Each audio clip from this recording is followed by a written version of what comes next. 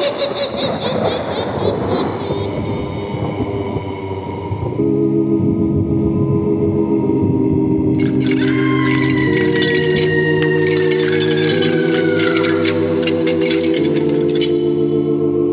Mysterious Old Radio Listening Society podcast.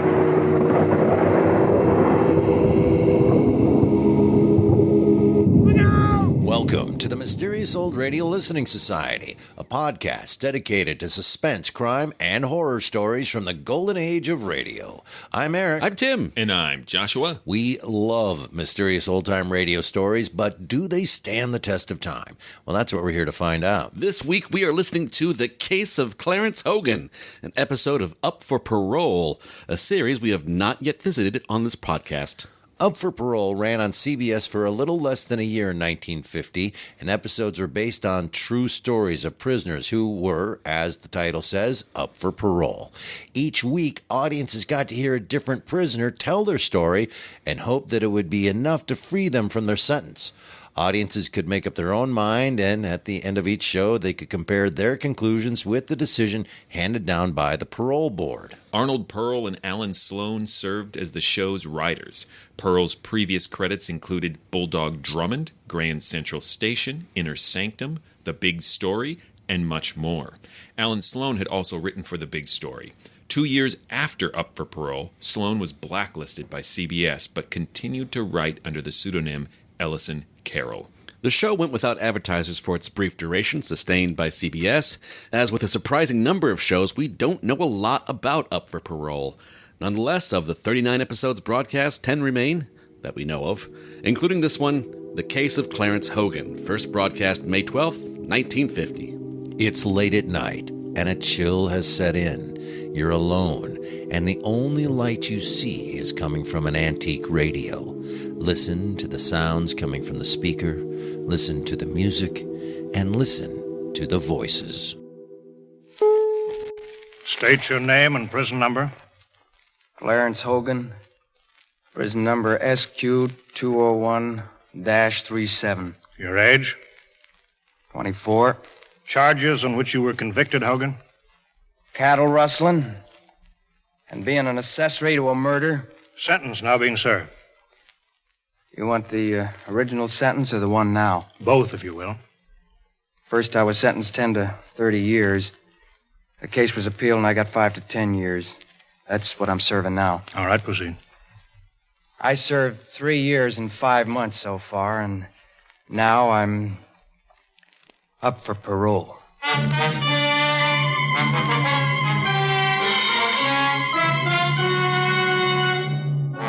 Up for Parole. Tonight, another in the exciting crime series based on authentic cases actually heard by the parole boards in our state prisons, reenacted here for the first time. And now, Harry Marvel. You are about to sit in judgment on another human being's freedom, to decide whether he shall become your neighbor, your employee, perhaps your friend, or whether he shall remain where you, society, have put him, behind prison bars. For that human being is a social offender, a criminal, now up for parole.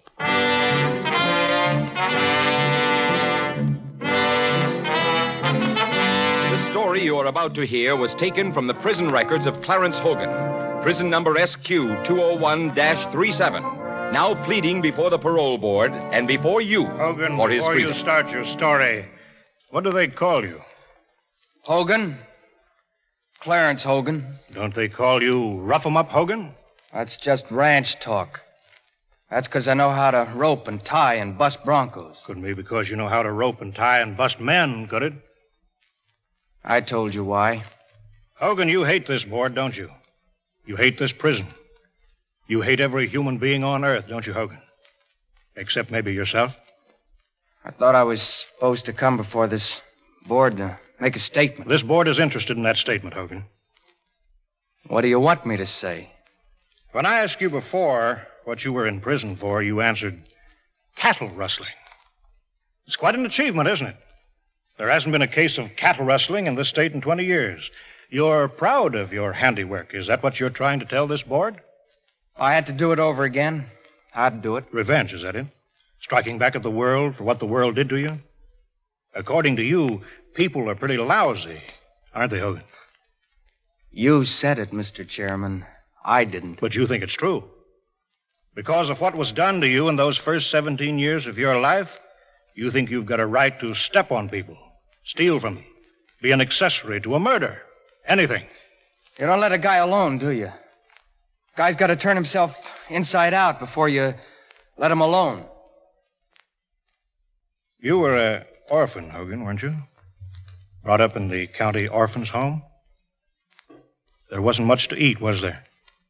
And the place that you slept in was cold. Quit it. It's got to be told, okay. I'll tell it my own way. All my life,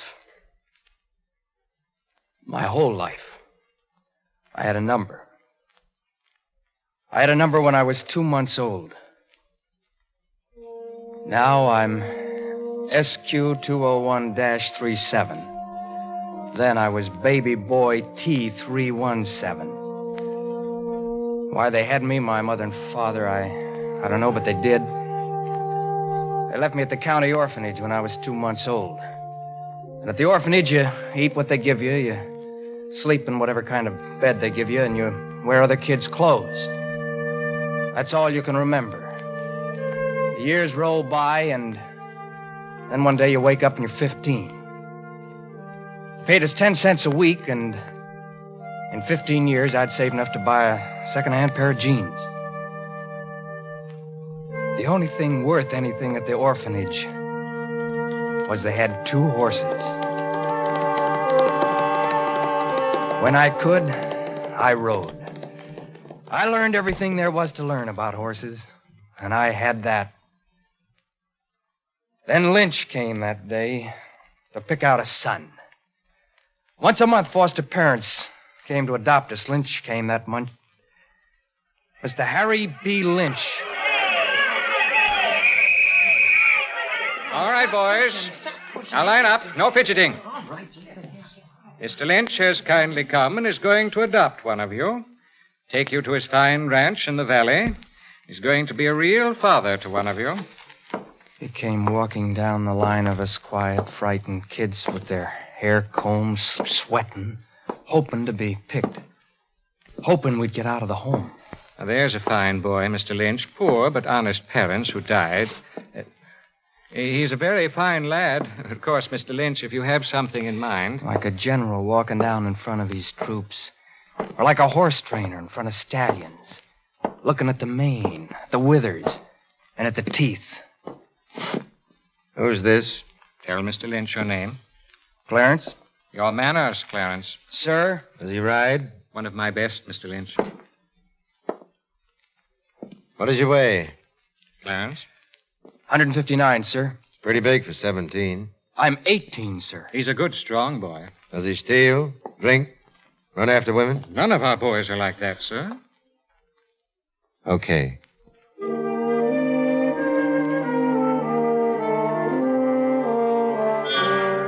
I found out pretty quick how it all worked.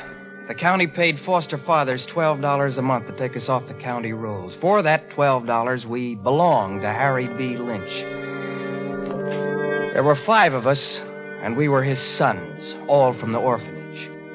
The bunkhouse where we slept was the orphanage all over again. 5 beds in a room big enough for 2. The same smell, the same handouts, the same cast-offs, but with a difference. One of my brothers, a kid named Jerry, let me in on it in the bunkhouse. Did you get the speech yet?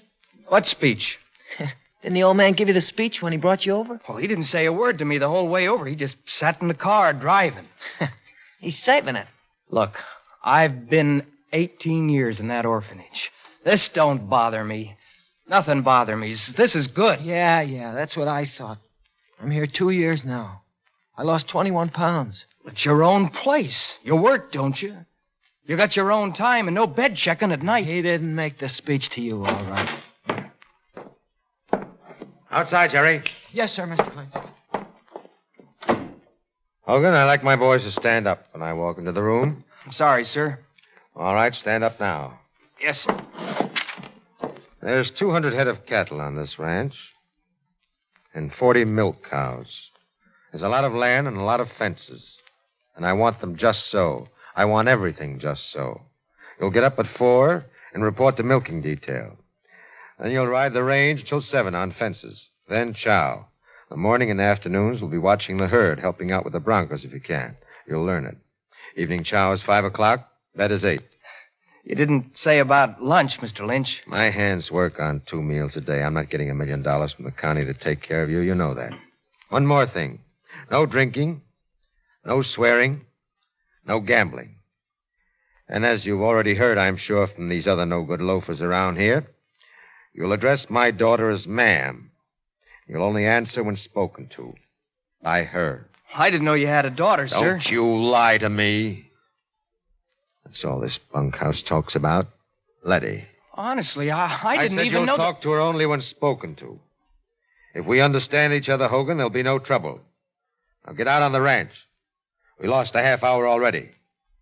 See the foreman.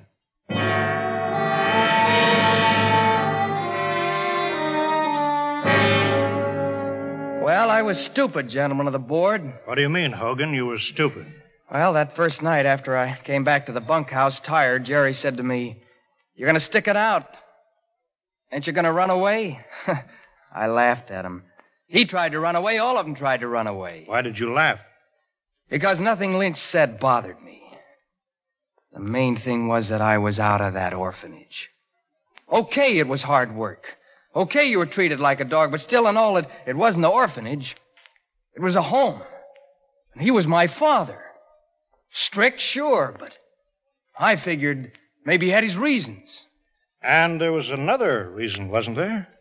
Why you stayed? That's right. One morning I was chopping kindling wood for the Brandon fires. You handle that like you know what you're doing. An axe splitting a log is a good sound. I've been watching you, Clarence. You're not like the rest of the boys in the bunkhouse. They're okay, Miss Letty. I watched you ride, too. You can ride. What I like to do, I do that the best. You shouldn't be talking to me, should you? Your father told me... I can handle my father. But I wish he'd stop what he does. He treats the boys like dirt, even you. He's got no right to treat people like that. I told him to stop. For years I've been telling him. Then why do you stay? You don't have to stay. Don't get too close, Miss Letty. A chip might hit you. I stayed because he's my father, I guess. Because with everything wrong with him, I want to change him, and he's my father. That's why he don't bother me. That's why nothing here really bothers me.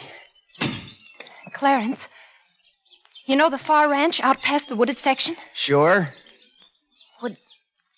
Would you meet me there tonight? Oh, you know about bed check. I gotta be in the bunkhouse. He's going to town tonight.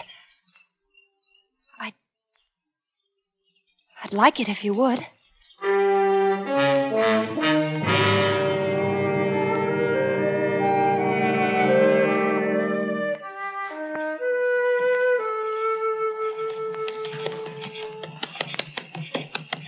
Over here, Clarence.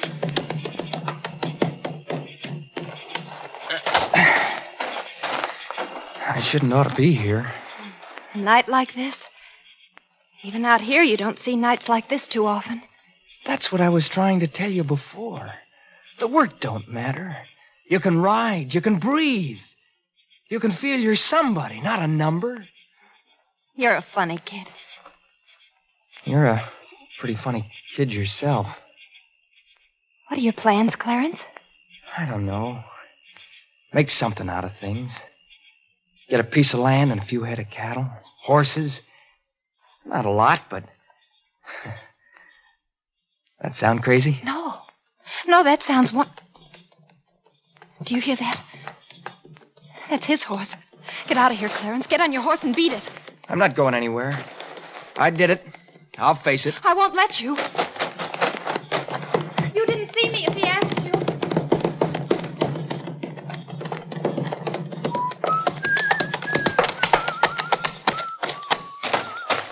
What are you doing here? You thought I was in town. You thought there wouldn't be any bet check. Who was that rode off? That was Letty, Mr. Lynch. Oh, it's Letty now, huh? You have the brass to just stand there and say that to me? Don't do that again, Mr. Lynch. Maybe you didn't read the papers on which you came to this ranch. You're my ward, Hogan. I have the right to discipline you in any way I see fit. And when you break every rule that I lay down, that slap was nothing. You're right. I should have been in bed. That's right. Try that smooth, polished stuff on me. You're different. You fooled her because she's a kid and doesn't know any better. But inside that mind of yours, I know what's going on. You don't fool me for a second. And I'm going to teach you, Hogan, that I mean it. I told you don't do that. I can't stand that. Go me. Nobody likes to be slapped. Nobody. Not even an orphan. For the love of heaven.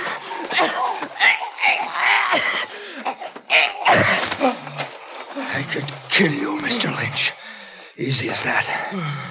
But I don't want to. Up to now, I thought maybe I could get a father out of all this. A home. But I was wrong. Because you were rotten, Mr. Lynch. You made everybody else rotten. So I ain't gonna kill you. Not now or never. Get out of here. I'm gonna get out of here. And I'm coming back after I'm somebody. And I'm gonna take your daughter away. If she'll have me. You're so rotten, Mr. Lynch, that if I stayed here with you, I'd get rotten too. Then there's no telling what I'd do. So I'm clearing out. But you ain't seen the last of me!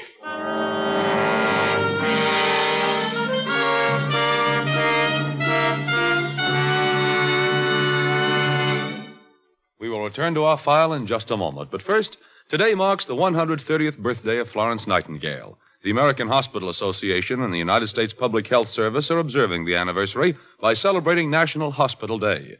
You're invited to visit your local hospital to see the wonderful work that's being done to help preserve the health of your community. And if you're a young woman who has graduated from high school, stop in at the hospital's nursing office and inquire about the many opportunities that a nursing career can offer you. Back to the true story of Clarence Hogan, prison number SQ210-37, the man who is up for parole. You see, gentlemen of the board, you may not understand it. I wanted to like Mr. Lynch. But he wouldn't give me a chance. Mm-hmm. Those are fine words, Hogan. Only you didn't mean them, did you? Yes, I did, Mr. Chairman. I meant them. Yes, you meant them so much that within the next year you committed the offenses for which you were sentenced. That's how much you wanted to like him or anybody else. I tell you, I wanted to like him. I didn't want to feel that way about people, but it was no good, that's all. Well, Jerry helped me pack my clothes, and then the two of us, and Jerry always wanted to go, we moved. We went up north. And that's where I saw the sign that got me started on something else. Something I really liked. Hey, look! Roping, tying, busting broncos. $500 prize. That was the first of the rodeos I went into, and I'll say this for old Lynch. Whatever else he did, he made me learn how to ride. Ladies and gentlemen, the main event. The grand prize winner, $500 cash award, the Grass Valley Roundup, Clarence Rough 'em Up Hogan.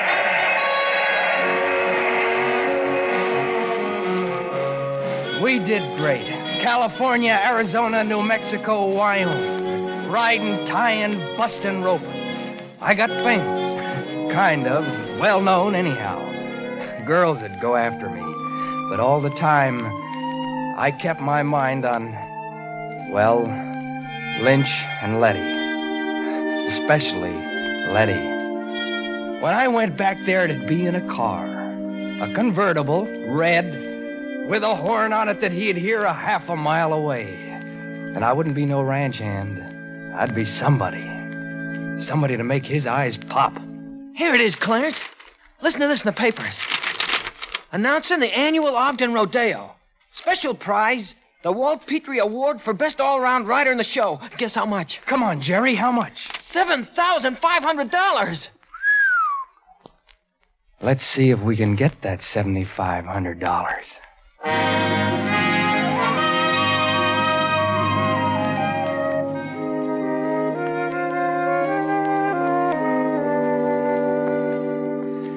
So I went to Ogden, Utah, gentlemen of the board.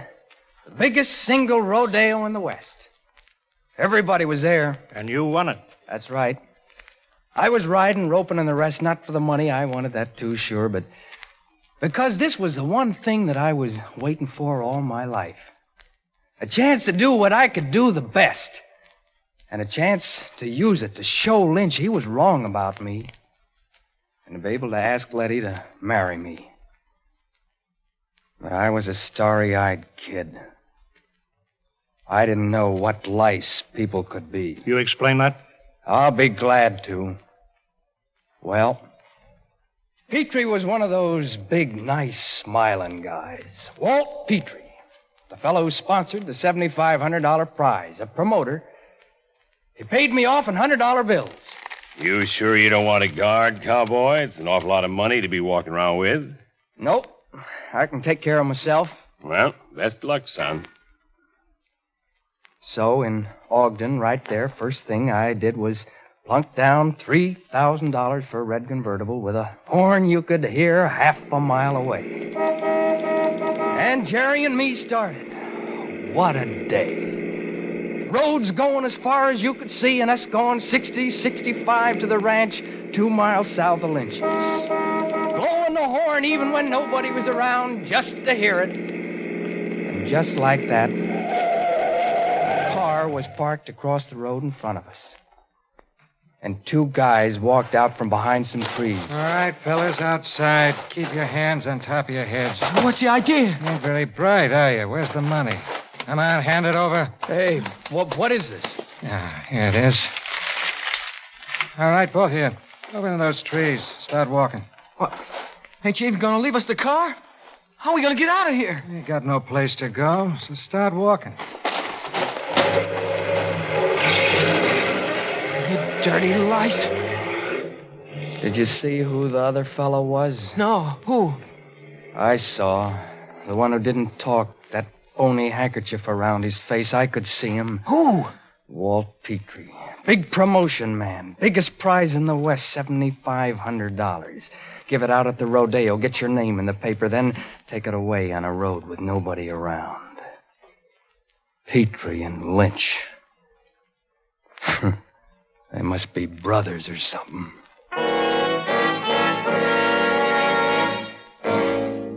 And, Hogan, that was the time that you decided to start your revenge, wasn't it? All I wanted was to get my money back, and I didn't care how. So you found out that Petrie had a ranch, 3,000 head of cattle. And you got a job on a ranch nearby his. That's right. And if it hadn't have been for what happened, I'd have got it all back, too. Just exactly what did happen? The ranch where we worked was a little place, not too much to do. And there was a van on it, the kind they transport cattle in. And every night, me and Jerry, every night around 9:10, we'd go out where Petrie's herd was, back up the van, and shoot 2-3 cows in it. 2 or 3 of Mr. Petrie's best white-faced cows. They were bringing 600 a head. I figured to take 13 head, just what he stole from me. We got about 8 head. And then one night... Okay there, girlie. Come on. Right up the gangplank. Let's go. Clarence. Stay right where you are, both of you.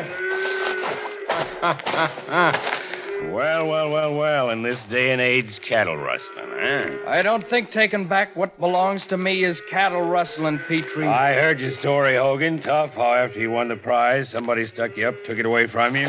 I'll show you. Jerry, I got the gun. No! You shot him. I don't think he's dead. And I'm going to kill him.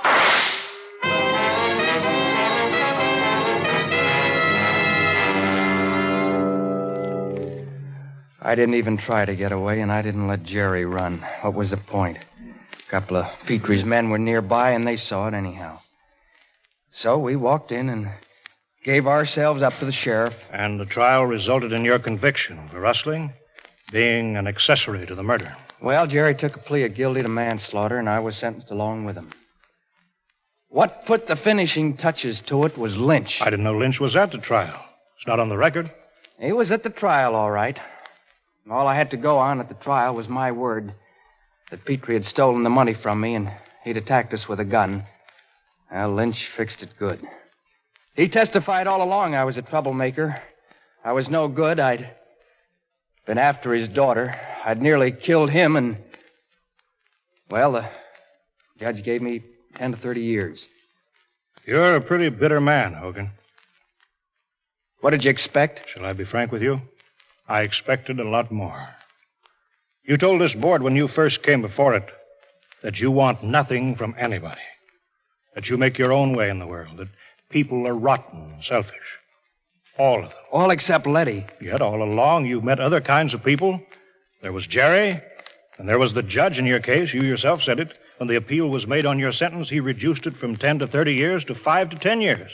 And yet you persist in your attitude, condemning everyone. I said before, maybe I was stupid, maybe I still am. But I don't want anything from anybody. I want to do my time. I've done a good job in this prison. I know it. The warden's told me so. And I want to get out. I'll ride again. I'll do whatever I have to do. Win prizes again, maybe. And I'm going to go back to Lynch's farm. Walk in, take Letty, and walk out.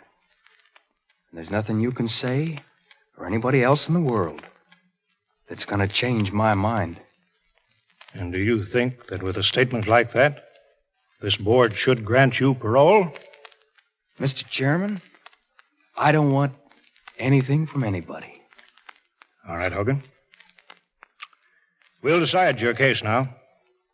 Step outside with the guard.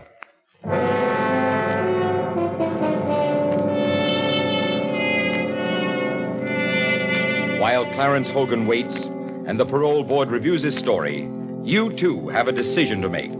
In a moment, you can compare your decision with that of the actual parole board before which he appeared.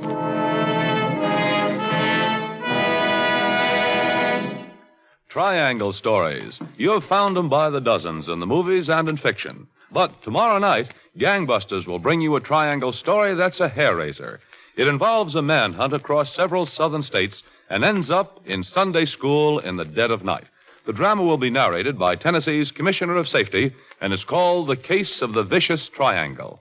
Be listening when Gangbusters brings you this exciting tale this Saturday on most of these same CBS stations. Now, the decision of the parole board in the case of Clarence Hogan, prison number SQ 201-37. Clarence Hogan, you said before that you don't want anything from anybody. That correctly states your attitude. That's right, sir. This is an attitude, Hogan, common not only among inmates of prisons throughout the United States, but among many people who have never been arrested, never even tangled with the law. It's the attitude of dog eat dog. The devil take the hindmost. Let me try to tell you something, Hogan. Let me try to tell you how this board feels. You know, you said something that moved me personally a great deal, Hogan. You said, I had a number all my life. Let's look at that life for a moment, shall we? The orphanage where you were raised lacked funds, lacked proper officials, lacked facilities, as so many of our orphanages still do. And here again, what basis was there for you to learn that the give and take among humans is what distinguishes this society from animals? Lynch, a cruel, selfish, unenlightened man. Petrie, a man who lived the jungle code and died by that same code. These were the influences that shaped you. This was our contribution to the making of Clarence Hogan. For the way we see it, it isn't you alone who were indicted and convicted and sentenced, but us too. The people who made you as you are today. And what are you, Hogan? Do you know? What do you mean? You're a man with enormous ability, with enormous drives which are worthy, and they're decent. You know, it goes to show you how much a human being can take and still not be thoroughly corrupted. Of course, what you did was wrong, the rustling, your part in the shooting of Petrie, but you know, it it hasn't made you rotten. And what saved you all along was the fact that you met decency now and then. From Jerry and from Letty. And I certainly hope that you can add to that small list of decent people in your life this board. I'd like to believe what you just said. You can, Hogan. Because speaking for this board, I can now say to you, parole granted. Next case.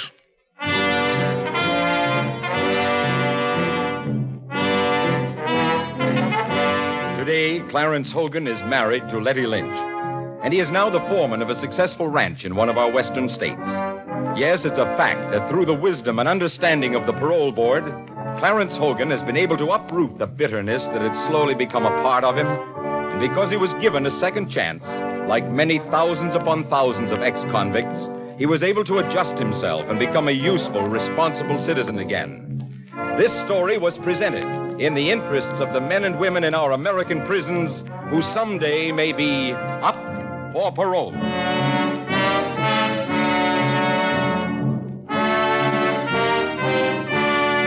You have been listening to Up for Parole with Cliff Carpenter as Clarence Hogan, written by Arnold Pearl, produced and directed by Mitchell Grayson, researched by Wally Gould.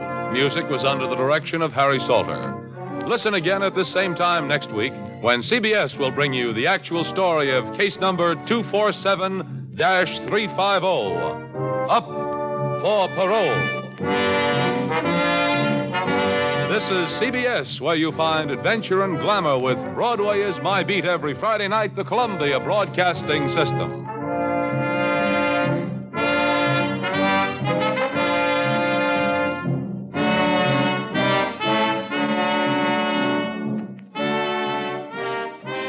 That was Up for Parole and The Case of Clarence Hogan here on the Mysterious Old Radio Listening Society podcast. Once again, I'm Eric. I'm Tim. And I'm Joshua. Where the hell did this come from? I have no idea what this is until this was sent to me by you, Tim.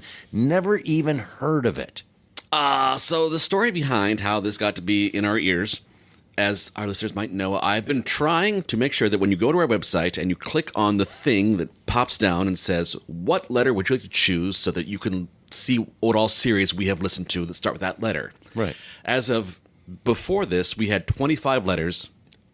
Now we have a show that starts with U. Nice. So I've been scrounging around trying to find what shows start with the letter U. There are some really interesting ones that are 15 minutes long that we might revisit some later point when we do some looser structure that allows for 15 minutes. But otherwise, it was kind of between this and Unit 99. Well, you just caught me again. I've never even heard of Unit 99. As far as I know, it is True Tales of Sacramento Police. Wow. Which I thought, if I want to listen to Dragnet, I'll listen to Dragnet. Right, good point. How did you even find this, though? Like, just typing in shows that start with the U? Like, how do you even... It's like trying to find lists of, like, what are all the radio shows? Okay. Yeah, Old Time Radio Researchers Library has a great alphabetical listing of old-time radio shows. I thought this was going to be also sort of a similar True Tales of Police kind of story. I wasn't that excited about it. And then I started listening to them and thought, this is very different than I thought it was going to be. I was really disappointed that it wasn't actually listener votes. We could decide that there was an audience there. And well, give them 10 more years. Take away a finger. Let's turn it to the take away a finger. It's not one of the options, sir. What kind of parole board is this? Yeah, from the description of it, my immediate reaction was, this is going to suck. This is not great. This is not I'm not sure this is going to work. Do you approach each radio show like you're about to enter a relationship? I am I'm not sure if this is going to work out. You know, I've really given it my best, but... I am a Norwegian Lutheran. That's how I approach everything, because the way of the how does the Mandalorian say? This is the way. For the Norwegian Lutherans, This is the way. This is the way. The idea is, it's the old saying: eat a bullfrog first thing in the morning. Nothing worse can happen to you the rest of the day. If you expect the worst, it's not a saying. Yes, it is. It's an act of masochism. If you expect the worst, then it's nothing but joy. Yep, I agree with you there. So getting it out at the top, when it was all said and done, I really enjoyed that a lot. Everything about it. I had a really great time. Even that break where I participated. I usually don't. Like, whatever, just get done with it. I participated and went, what would I do? And I went through the whole thing, and I came up with my choice of paroling him or not. I thought it was great. I was surprised. I mean, the structure is kind of what's on the tin, but it's really effective. Right. I have to agree. I had low expectations going into it. I thought it would be a little cheesier and more manipulative than it turned out being. It sounded a lot like Dragnet to me. I think this was very much made with Dragnet in mind and felt to me a little like a Dragnet antidote, like the flip side of the very strict law and order notions put forth by Dragnet. And maybe other episodes are much harder than this, but the episode you chose, Tim, I thought was really interesting for that forgiveness and that societal culpability that is preached at the end. Yeah. I think that there was a lot of layers to this that were really cool. It's easy to judge people at first until you hear their whole story, because that's how this starts. The guy says stuff at the top, and your first reaction, at least mine, was, yeah, no, I wouldn't parole him. He sounds like a jerk. And he sounds like, don't help me out any. Yeah, okay, we won't. Not only that, I think everybody sucks, and I hate everybody, and I don't regret what I did. So they set us up really well to be like, yeah, I'll take it a step further. Not only that, then I think his name is Wendell Holmes is the name of the actor who played the parole board guy, who I love. He's in basically every episode of X-1 practically in the 1950s. I just love that voice because he can be very kind in a paternal way and very hard in a paternal way, and he uses both those strengths in here. But to your point about like, I don't need help from anybody, and it kind of sours you on him at the top, he comes in at the end and basically convicts everybody like, yeah, guess what? I know so many people with that exact same attitude who've never been anywhere near a prison or committed any crime, and we're judging you for having that attitude simply because you got caught. He doesn't say that, but he lets the listener know that you wouldn't feel this way if you were just talking to some go-getter in a business suit. He turns that idea of, I don't need anybody, I'll take care of myself, into a virtue. This is a positive way to live. You should be. Yeah, or at the very least, that's not a fault. Right. Or it doesn't have to be. He does admit that in his case, he let that become a fault. Sure. And he's not recognizing who helped him along the way.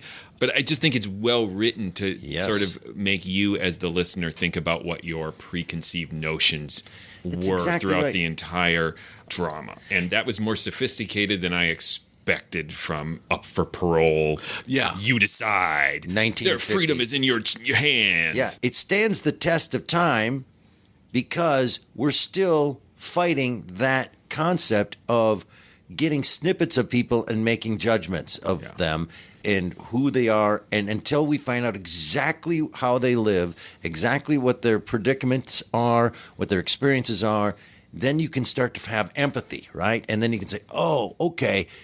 It's just really fascinating. It also starts with that interesting detail of what's your sentence? Like, well, the first sentence I got was this much, and then I got another sentence was much reduced. And it takes a long time to figure out, like, how did that happen? What was that about? I've listened to one other episode of this series. Same structure, very different sort of person talking, very different sort of story.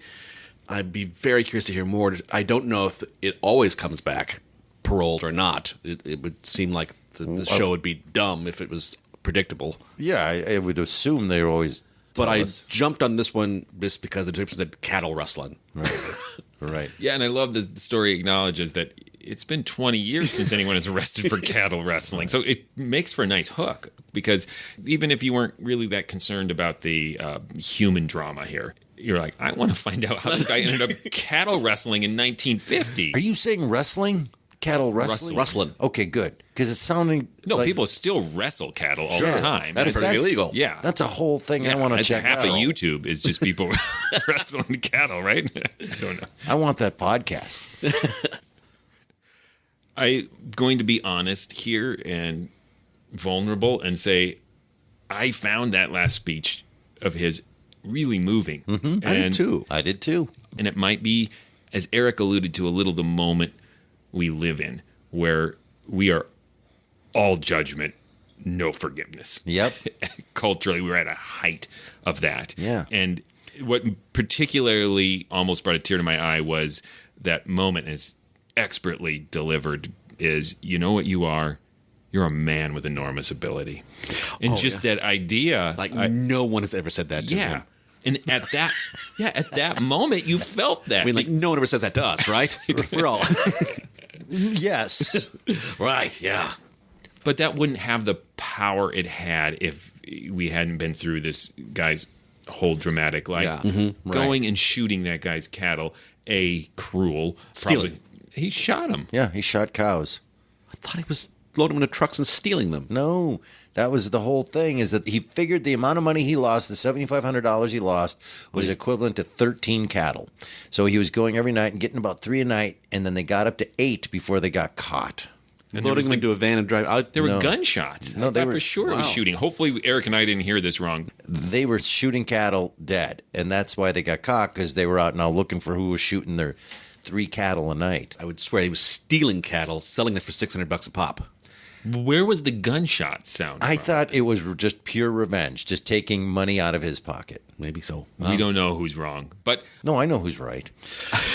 But I do know this. It's not pronounced Rodeo. Okay.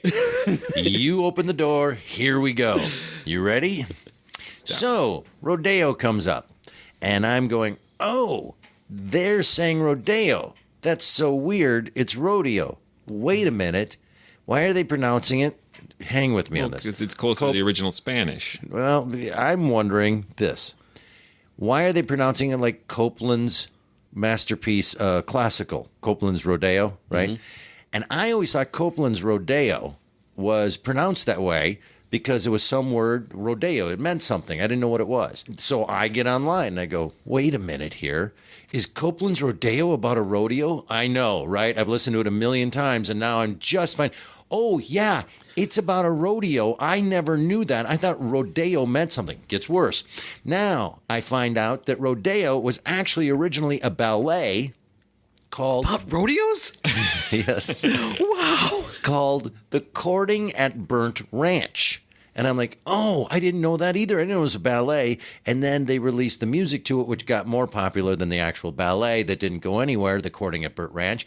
But it has a scene in there, okay, in The Courting at Burnt Ranch, where the cowgirl finds herself between the champion roper and the wrangler, who are attracted to the rancher's daughter. Huh? We're getting full circle. I believe that Copeland's Rodeo was actually based on the story of this guy from this... Clarence Hogan? Yeah, Clarence Hogan. And then I got back into listening to it after I went down that rabbit hole. Now I listen to the music and I go, I'm an idiot. Of course it's about a rodeo. But that was a accepted pronunciation of rodeo. And some I just found southern out. rodeos still call themselves Rodeos? Yep. Okay, so I didn't know. Imagine how many times I've listened to Copeland's Rodeo thinking, oh, it's some kind of fancy word for, and I, like, I love it. Mm-hmm. But it's just a rodeo. Now you're just... Now I'm not... So it could be more respectful to say rodeo clown. But now when I feel like an idiot. I'm missing the gunshots. I'm missing how to pronounce rodeo. Now I'm paranoid that we're utterly wrong because yours makes way more sense. No, but I swear I went back and listened. I'm like, is he shooting cattle? He's shooting cattle. Okay, you can choose whether to edit this out or not, but I have a cattle shooting story. Billy Martin, the manager of the Yankees, and a couple of other ball players whose names I can't remember in the story, went to a farmer's land to ask if they could hunt on his land. And they got out of the car, and Billy Martin walked up to the house tour. The other guys, I think Boog Powell was the other one. They stayed in. I think he's just making up his names. They mean nothing to me. It's funnier because Billy Martin's a crazy, angry man, right? He got thrown out of games. He was really angry all the time. He gets out of the car, walks up to the farmers. They're in the car watching, right? The farmer says to Billy Martin, yes, you can hunt my land, but I have a lame cow. Could you please do me a favor and shoot the cow for me? I can't bear to do it. Billy Martin says, sure. Walking back to the car, stops, shoots the cow. These guys are in the car. Shoots the cow, and then decides to have fun, runs to the car, jumps in and goes, go, go, go. That SOB said no. And they believe him because that's something he would do. All right. You can edit that out.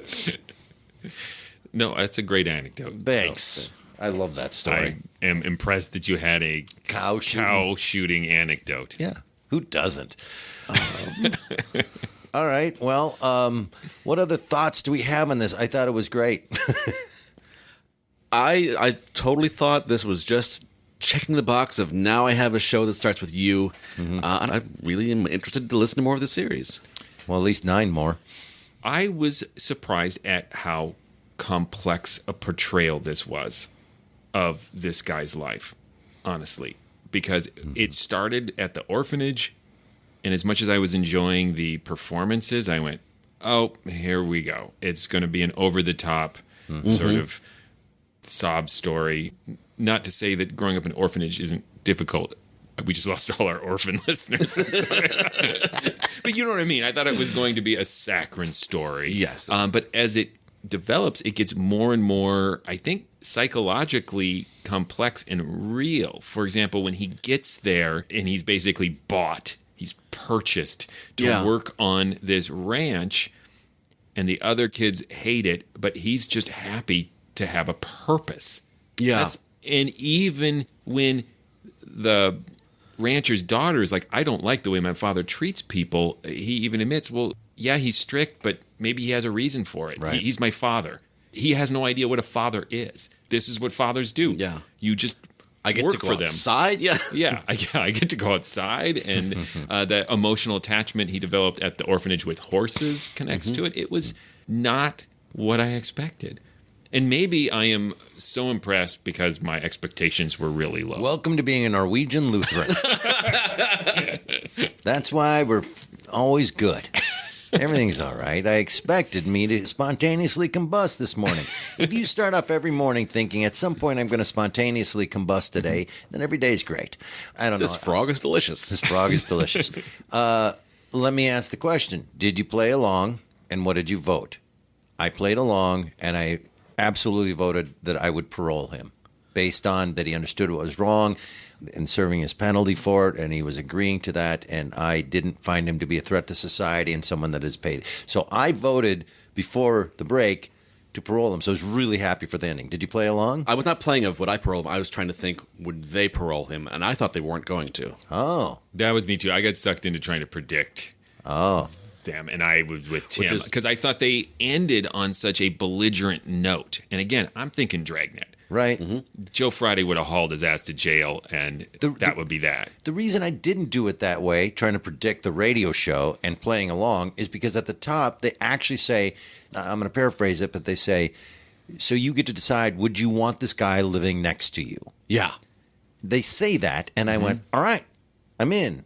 I will tell you if I want this guy. And when it was done, I went, yeah, it sounds like a guy that I would be able to have live next to me. Yeah, and I mean, maybe I didn't think about it because I think they did a complex enough job that it wasn't an easy decision. I want him living next to me because of what he was saying. So I know he's not going to come over and borrow my lawnmower. Yeah. That guy doesn't need anything. He's going to be quiet, and that'll be great. He won't borrow anything. When I was doing some background on this for the opening, this particular episode was written by Arnold Pearl, but Alan Sloan, who 2 years later would be blacklisted, he had a history of writing episodes that had sort of support of people who are underserved by institutions. So it makes me wonder if Sloan in particular gave this series a color of, like, let us hear the story of people and give them a fair shake. I mean, and it worked. I was moved, as I've already mentioned, by the parole officer's speech. Yeah. So it was incredibly effective. Should we vote? Sure. I absolutely 100% say it stands the test of time and is historically significant. For sure. It can't be a classic. Their hoofbeats were a little disappointing. Yes. But what a great discovery. What a fun thing to listen to. And I thought that all of it absolutely stands the test of time and was interesting to listen to with today's ears. Like, oh, we've learned nothing. We're still the same type, which, by the way, we're never going to change. Humans are humans, have been for always. Everybody got that? All right, moving on. Tim? Yeah. It's very Norwegian. This rug is delicious. I agree with everything you said. This was a delightful surprise. I'm so happy to now have all 26 letters represented. Mm-hmm. And it is a really fascinating structure of a way to present a character than a combination of confessional or just addressing an authority figure and acting out the scenes of your life. Mm-hmm. It all comes together for a really fascinating, entertaining sort of show. Tim, you have enormous ability. Go back to jail. You completed the whole alphabet. I think that's enormous ability right there. Yeah, I agree with you guys. I wouldn't call it a classic, but it was really good. It stands the test of time. How many years old is this? 72. 72 years old, and it moved me. That note of grace at the end is, in all honesty, something we could all use to hear. Yes. Exactly. And learn from. So, yeah, great job with the alphabet, Tim. Thank you. You and your potential, tell them stuff. Hey, please go visit ghoulishdelights.com. Here's some of the things you'll find there. Other episodes of this podcast. Every letter of the alphabet has a series attached to it. I'm so excited. I'm so pleased. But now we need more letters in our alphabets for me to pursue. You can also leave comments. Let us know what you think about these episodes. Vote in polls. You can link to our Threadless store, buy some swag. Everybody likes swag. And link to our Patreon page. Yes, go to patreon.com/themorals and support this podcast. As you can hear from Tim, we need some help. So, yeah, please support us. We have so many great things. There's so much potential. So much potential. If we could just get enough money together. We have enormous... Stop shooting cows. Yeah. Enormous ability. How about next we find a show with an N with a tilde over the top? Hey, if you'd like to see us perform live, the Mysterious Old Radio Listening Society Theater Company performs recreations of classic old-time radio shows and a lot of our own original work as we do audio theater live on stage monthly. And you can find out where we're performing this month, unless this is 80 years from now and you're listening to this in some archive. So check us out by going to ghoulishdelights.com or mysteriousouldradioListeningSociety.com. See where we're performing and come see us live, or buy a ticket and watch us online and see what shows we're doing this month. All right, what are we doing next? Next, we will be listening to Kaleidoscope from one of 4 series. I haven't decided yet. It is sort of the sci-fi version of The Signalman. So maybe Kaleidoscope from Dimension X or Suspense or Bradbury 13 or... A little bit of all of them. All of them melded together. So tune in and find out which one I choose. Until then... Look out! Just exactly what did happen? The ranch where we worked was a little place, not too much to do.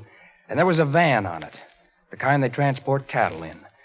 And every night, me and Jerry, every night around 9:10, we'd go out where Petrie's herd was, back up the van, and shoot 2-3 cows in it. Shoe the cattle, not shoot them. Shoe the cattle, as in shoo them into the van. I'm an idiot. Clarence! Stay right where you are, both of you.